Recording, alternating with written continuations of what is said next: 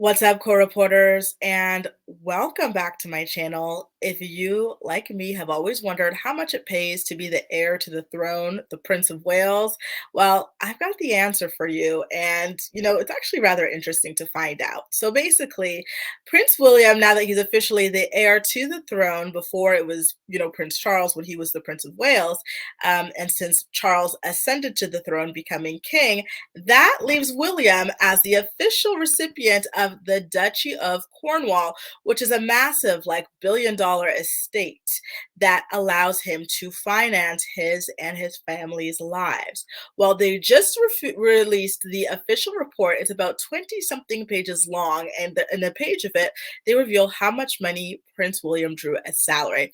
By the way, please let me know if you would like for me to read the entire Duchy financial report. It is rather interesting. I wouldn't mind actually reading that for you. So if you guys are interested in it, don't hesitate to let me know in the comment section down below, and I will stream myself reading the entire thing for us all tomorrow. Okay.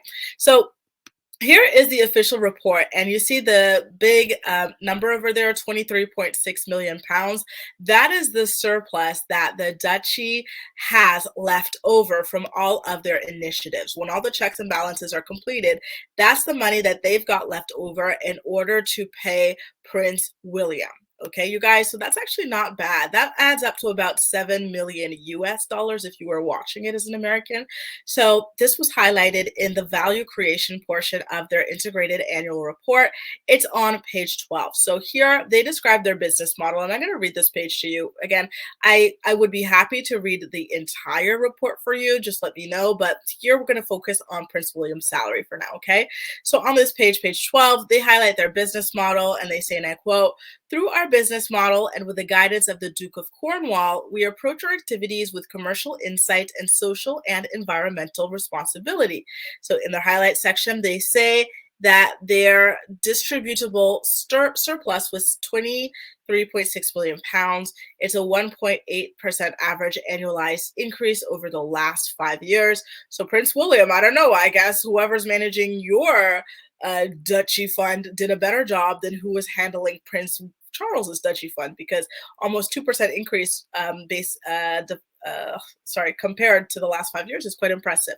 Now, they're from tenancies 21 years, average length of farm business tenancies, renewable energy installed capacity, 3 milliwatts of installed capacity in solar PV, biomass, boilers, heat pumps, and hydroelectric scheme at a cost of 4 million pounds. Their net assets are and I believe that this is 1,109,000,000 pounds, including 1,076,000,000 pounds of investment property assets, 103 million of financial investments, and 137 million of borrowings.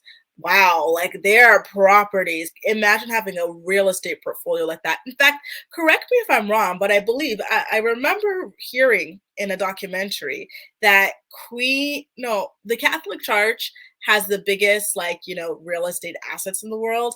And I think the Queen was not far behind. And now that's King Charles. That was King Charles. And then here we are at, Prince William. So that's massive. Environmental impact. I like the way that they are calculating their environmental impact and everything like that. Listen, are these people still constantly traveling around, excessively in helicopters? Yes, but they are going on the record to talk about how much they are polluting and how much they're trying to do to offset that pollution as well. Now, when it comes to the financial, they say that the estate's property assets, financial investments, loans, and cash, the manufactured, mainly buildings, some very old, some newly constructed, and renewable energy installations within those buildings. I think that that's wonderful that they're doing that. Just a little thing to point out here when it comes to the buildings and stuff. Previously, King Charles had Camilla's sister serving as the interior designer and decorator of their various estates. But since Prince Charles inherited the Duchy of Cornwall, he has since fired Camilla's sister, Annabelle. So just a little bit of an aside there for you guys. Again, very, very interesting report. If you guys have enough interest, I will be covering the entire thing in a stream about what is happening with the Duchy Fund and everything like that. Now, that's basically everything that I've got for this video, you guys. People Magazine did a report on this as well, and they're saying that as a working member of the royal family, Prince William doesn't receive a traditional income. Instead, his annual expenses are largely covered by the Duchy of Cornwall, an estate established by King Edward III in 1337 to provide funds for the heir to the throne. The vast estate, worth over $1 billion, spans 130,000 acres across 23 counties in England and Wales and includes land, farms, houses, and other assets to support the heir and their family. Prince William is understood to pay income tax on the entire income he receives from the Duchy of Cornwall after subtracting household expenses, which have not been specified.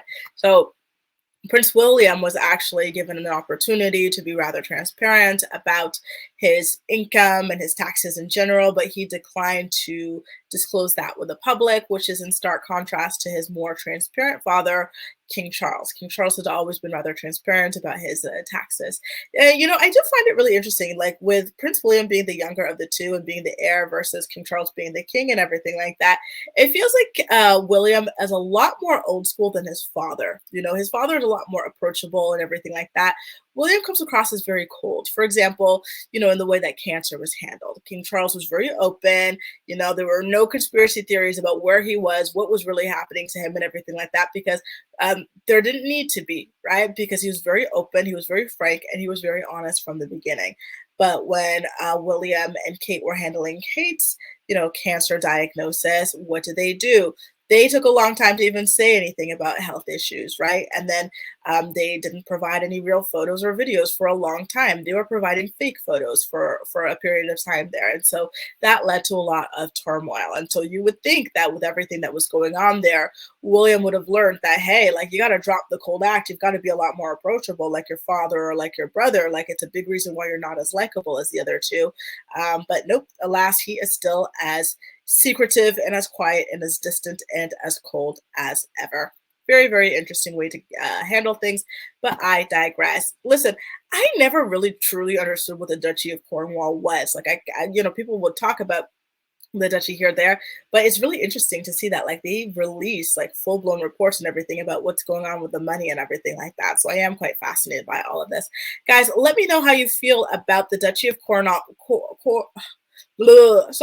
About the Duchy reporting a £23.6 million or £30 million dollar surplus, and how it is that they're handling their money and how it is that they are reporting and trying to prioritize environmental responsibility in all of their facets.